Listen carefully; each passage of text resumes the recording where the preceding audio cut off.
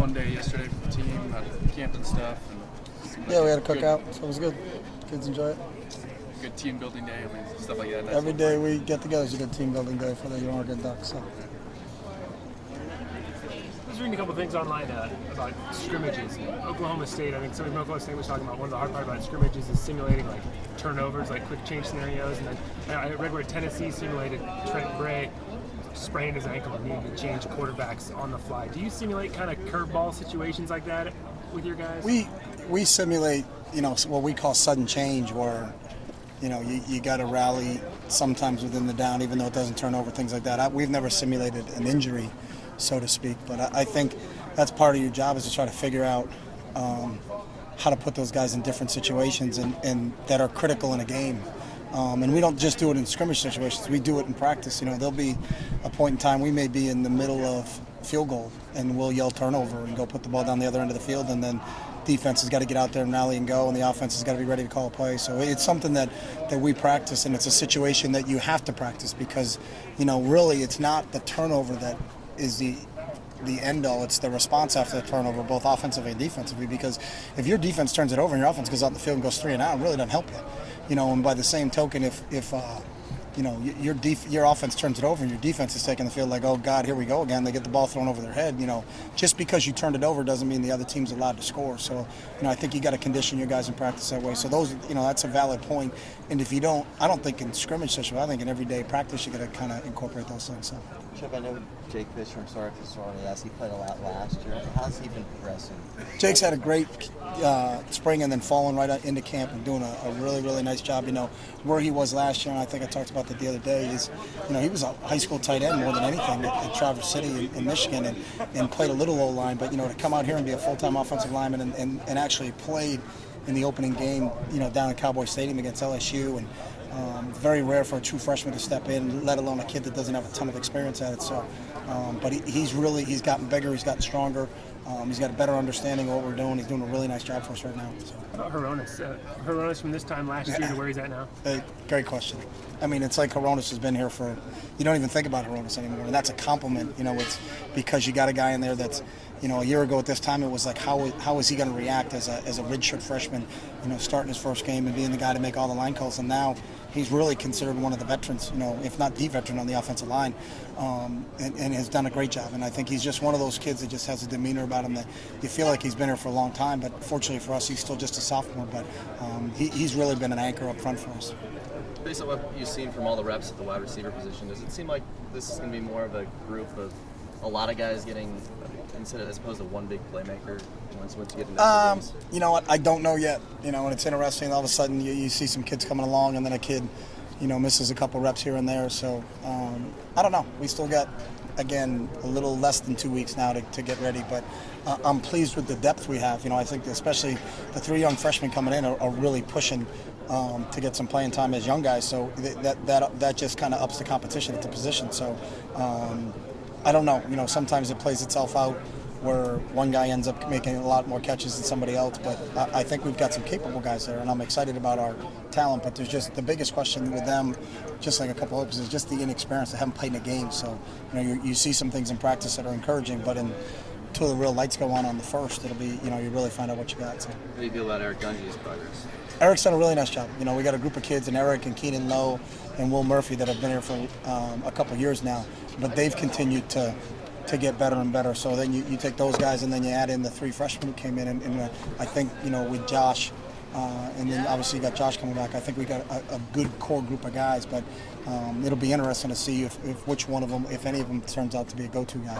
So Tony was here last week. What's his presence like at practice? Is he more just watching, or is he talking to you guys? He's the most laid-back guy you ever want to meet. He just, when Tony stops by, he's Tony Dungy, father of Eric Dungy. Just a special man. He's a great guy. We've had him talk to our team a couple times, but when he comes, he doesn't really, he wants to be kind of nondescript, just kind of watch practice and kind of bounce out. So.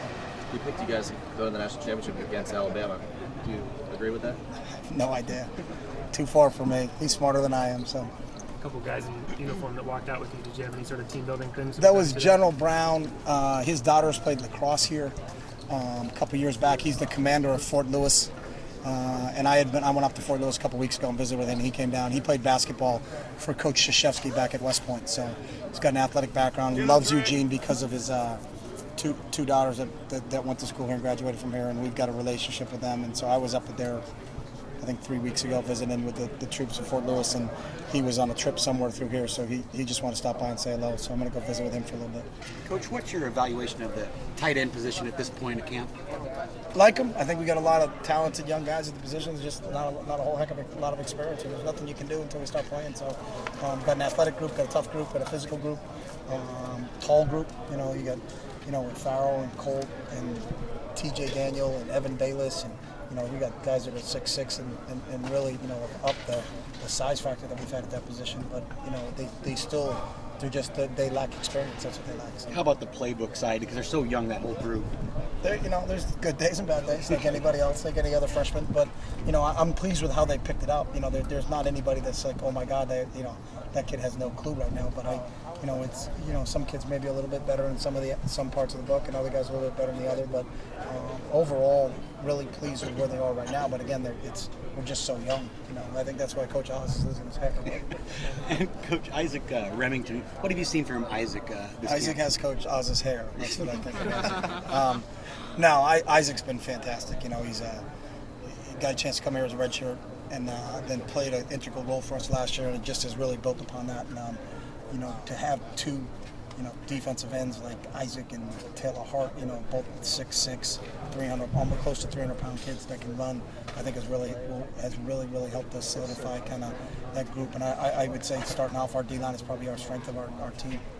How's Colt's conditioning now that he's been through the NCAA period? He's getting better, and it's got nothing to do with the NCAA period. It's just he just lacks some practices that the other guys have, and the only difference is, you have 2 practices in helmets, then 2 practices in helmets and shoulder pads, and then you're full. But even like all of our other guys, the first day you got a helmet on, you're running full speed. So he just was behind where the other guys. But fortunately for us, he worked out really hard with Coach Radcliffe and the rest of the guys during the summertime, and had a good summer from what I understand. So just trying to catch back up a little bit, but I'm confident he'll get there. So. Do you feel like now is he close to catching back up with those guys? I don't know, and I really don't watch it that way because we're not getting ready to play or any of those things. So how many reps can we get and how many times can we just keep getting guys out in the field? So. Chip, when you look at this program, a lot of people talk about the speed and the tempo. Since you've been here, has the tempo sort of stayed the same, or in any way have you guys gotten faster? I think we've gotten faster at times. An understanding of the players and how we want to do things. So, we're always trying to figure out new ways to do things like that. But, that's not just all that we do. That's just one facet of what we do. So. And do you feel like it still provides you with as much of an advantage as maybe it did a few years ago? Yeah, I think we try to find every advantage we can, from how do we use our snap count to how do we use formations and motions to how do we use our tempo, how do we use our personnel. I think they're all advantages, but there's not one that's more important than the other. You really have to, the defenses are too good to just say, hey, if we do this, we're going to win. There's got to be a lot of layers to what your attack is. Great, thank you. Chip, from the start of camp to today, how much of the playbook has been open for the new guys, or are you still Everything. They get everything just like everybody else. So we're still adding a little bit, but we're the predominant amount. I'd say 90% of our entire playbook has been in, and at least coached and taught and implemented, and we'll still continue to do that up until Thursday. And then what happens is each week we specifically game plan. So we can't run everything, so we take different parts and chunks, like we're using this, and we got a kind of an idea of how many things we can run, both run game, screen game, drop back pass, play action pass, quick game, and that's on a weekly basis. But they get everything, so they're taught the same way that everybody else is taught, and it's their responsibility to keep up. So. Kind of follow up on that. I know obviously you game plan week by week, but do you do anything this week at all to implement a game plan for the Arkansas State game? No, we've never done that. We'll wait till we get till Saturday. So. Chip, last year you had 3 freshman DBs who got their first collegiate playing experience with Yeah. Troy and Efo and Terrence. Just on a whole, how did those guys handle that experience? I thought they did a great job, and they got better through their experiences. They got stronger as they went along. And, the 3 of those guys are now kind of widely veterans back there, TBH and Efo and Troy because of the experience that they got last year, playing in 14 games, and played a great schedule. Got a chance to play a conference championship game, got a chance to play in a Rose Bowl and win both of those experiences. So that was a pretty good deal for him. So real confident with those three guys. And then you throw in Boyette and Jackson and Avery and Dargan, those guys. We got a lot of experience coming back in the second round, but we're going to need it because we're going to play some teams that throw it. And we're going to have to play 6 and 7 and 8 decent teams. Safe to say the expectation level for those young guys is going to be raised up a lot. We don't deal with expectations. You're looking for everyone. I'm counting on them to make plays, but I counted on them to make plays last year. I didn't say it's okay to have the ball thrown over your head because you're a freshman, and when you're a sophomore, I hope you don't. It's we have the same expectations to play at a real high level no matter what grade you're in if you're going to get out the field for us.